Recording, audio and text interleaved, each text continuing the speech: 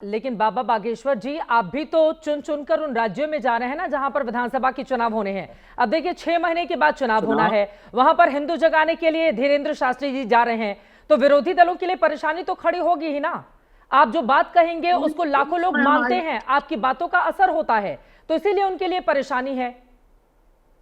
हम पूरे देश में कार्यक्रम कर रहे हैं। पूर्ववत निश्चित है, चुनाव की तिथियां अभी कुछ दिन पहले ही निश्चित हुई होंगी। ये पूर्ववत निश्चित कार्यक्रम है। हम पूरे देश में जगह जगह जा रहे हैं। हम मेरठ भी जा रहे हैं, हम बुलंदशहर भी जा रहे हैं, हम मुंबई भी जा रहे हैं, बागेश्वर पे भी अभी कार्यक्रम किया। बागेश्वर में तो कोई चुनाव नहीं था, हम्म। मेरठ में तो अभी कोई चुनाव नहीं है, और बुलंदशहर में तो कोई चुनाव नहीं है, मुंबई में तो कोई चुनाव नहीं है।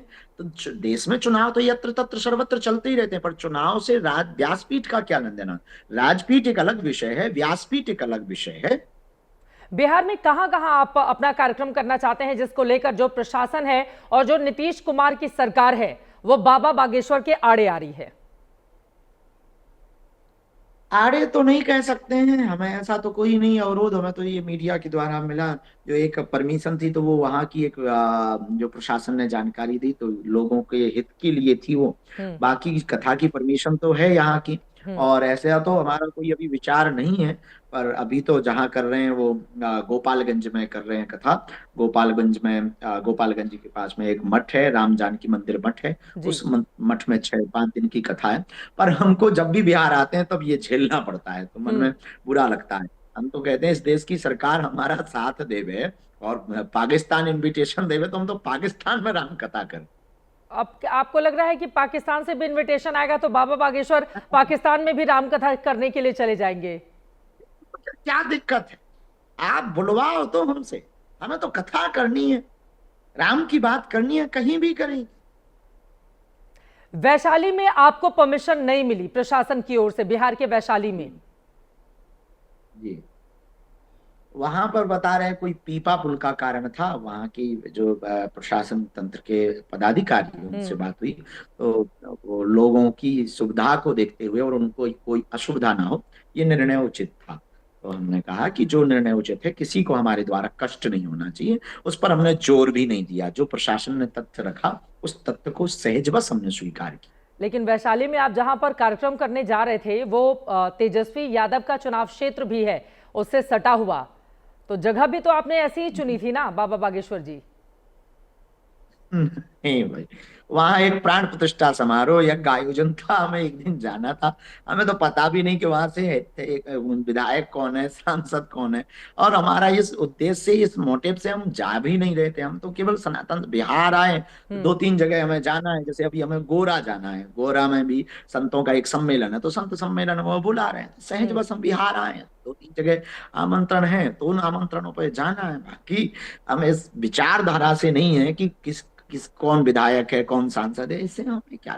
वो उनका अपना काम। हाँ, इस देश में जितने हिंदू हैं, बिहार में जितने हिंदू हैं, उनको हम एक करेंगे, ये हमारा प्रण है। देखिए, बिहार की दरअसल राजनीति और वहां की जो पृष्ठभूमि है वो बिल्कुल अलग और इतर है। ये बात आप भी जानते हैं कि जातियों के खांचे में बटा हुआ बिहार में, और जातिवाद वहां पर चुनावों में कितना ज्यादा हावी रहता है। जब आप हिंदू जोड़ों की बात करते हैं तो फिर आपके ऊपर आरोप लगते हैं कि बीजेपी के लिए माहौल बनाने के लिए बाबा बागेश्वर जगह जगह जा रहे हैं। नहीं, ये बहुत मनगढ़ंत बातें हैं। किस बात का माहौल? देश को एक करने की और हिंदुत्व को एक करने की कोई माहौल होता है? किसी का माहौल बनता है? देश को एक करना क्या गुनाह है? क्या आप चाहते हो, क्या देश चाहता है कि देश के टुकड़े हों? क्या हम्म। लोग चाहते हैं कि जातिवाद के नाम पर ऐसे ही जहर फैलाया जाता रहे? क्या लोग चाहते हैं कि देश मिट जावे?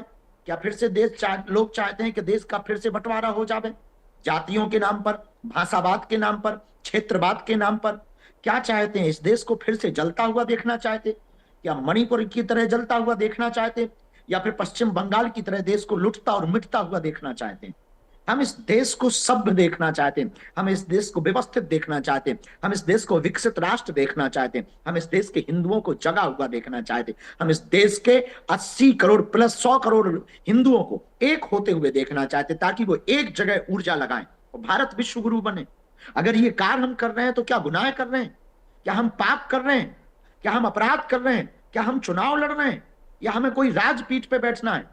हम इस देश को बचाने के लिए जी रहे हैं। हम भारत माता छलनी छलनी ना हो, इसके लिए जी रहे हैं। आपने कहा कि देश को बचाने की आपकी ये लड़ाई है, लेकिन वहीं देश को तोड़ने का काम जिस औरंगजेब की ओर से किया गया था, उसके हिमायती कुछ लोग बन रहे हैं। उस खलनायक को नायक बनाने की कोशिश की जा रही है। अबू आजमी का एक बयान सामने आया है जिसमें देश के अलग अलग हिस्सों से होते हुए अब बिहार में भी औरंगजेब को लेकर राजनीति शुरू हो गई है। तो औरंगजेब को किस नजरिए से बाबा बागेश्वर देखते हैं? देखो, हमारी नजर में औरंगजेब, अकबर और बाबर महान नहीं है। हमारी नजर में कृष्ण और राम और रघुवर ही महान है और यही महान रहेंगे।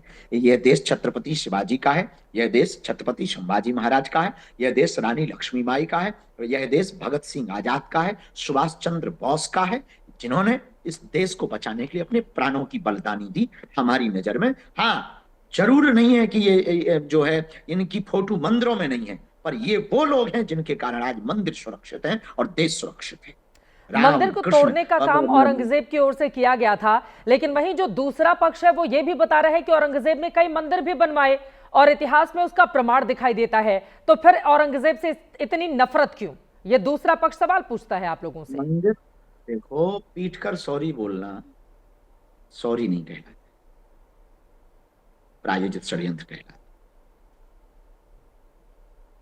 मौजूदा वक्त में आपको क्यों लग रहा है कि औरंगजेब की एंट्री इस तरह से क्यों करवाई गई है? अबू आजमी का बयान आया, फिर एमआईएम के लोगों ने समर्थन कर दिया। यहां पर कांग्रेस पार्टी के सांसद हैं, उनकी ओर से भी बयान दिया गया। उनकी ओर से तो एक कदम और आगे बढ़ते हुए औरंगजेब की तारीफ ही कर दी गई। तो इसको लेकर आप क्या बोलेंगे बाबा बागेश्वर जी? देखिए, वो सहारनपुर से कांग्रेस के एमपी हैं इमरान मसूद, वो कहते हैं औरंगजेब आतताई नहीं है, अखंड भारत बनाने वाला बादशाह है वो। हम राजनेताओं पे कोई टिप्पणी नहीं करते हैं। राजनेता अपने हिसाब से जीते हैं। हमारा विषय अध्यात्म का है, राजनेता तो अपने आपस में बोलते रहते हैं कुछ। ठीक है, चलिए, बहुत धन्यवाद एबीपी न्यूज से जुड़ने के लिए। आपका बिहार में बहुत सफल और भव्य कार्यक्रम हो, इसकी शुभकामनाएं हम देते हैं। बाबा बागेश्वर जी, एबीपी न्यूज से जुड़ने के लिए बहुत शुक्रिया आपका। तो बिहार को लेकर एक अलग तरह की राजनीति इस वक्त मौजूदा समय में चल रही है, क्योंकि 6 महीने के बाद वहां पर विधानसभा के चुनाव होने हैं। लेकिन बाबा बागेश्वर गोपालगंज में तो कार्यक्रम कर पाएंगे, लेकिन वैशाली को लेकर उनके कार्यक्रम में फिलहाल के लिए रोक लगा दी गई है। प्रशासन की ओर से अनुमति नहीं मिली है। अब आगे क्या होगा, इस पर बनी रहेगी एबीपी न्यूज की नजर। अभी के लिए दीजिए इजाजत।